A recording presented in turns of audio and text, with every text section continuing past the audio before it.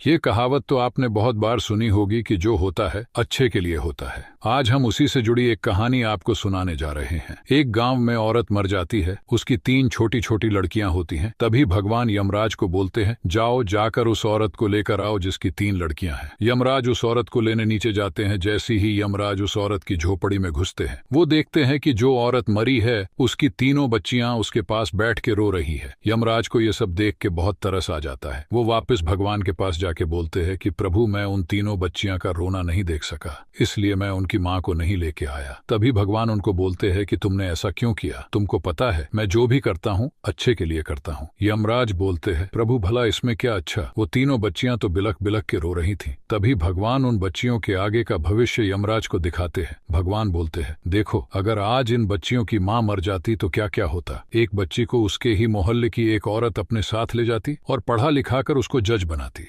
दूसरी बच्ची को उस औरत का ही मकान मालिक अपने साथ ले जाता और उसको पढ़ा लिखा कर एक अफसर बनाता। और तीसरी बच्ची को उसी मोहल्ले का एक परिवार अपने साथ विदेश ले जाता, क्योंकि उसकी कोई संतान नहीं थी। इस तरह से इन तीनों बच्चियों के लिए इनकी माँ का मरना अच्छा था और इनका भविष्य बहुत अच्छा होता। अब तुमने इनकी माँ को जिंदा छोड़ दिया, उसका परिणाम भी देखो क्या होता है। अब भगवान ने कहा, उनकी माँ जीवित है। उस औरत की बच्चियों का भविष्य भी देखो। भविष्य में यमराज जी देखते हैं कि वो औरत को पैसे की बहुत कमी है। इसके चलते वो अपने बच्चियों को ठीक से पढ़ा लिखा नहीं पा रही। तीनों बच्चियां पढ़ाई छोड़ के लोगों के घरों के बर्तन मांज रही है और पैसे की वजह से गलत संगत में पड़कर अपना भविष्य खराब कर लिया है।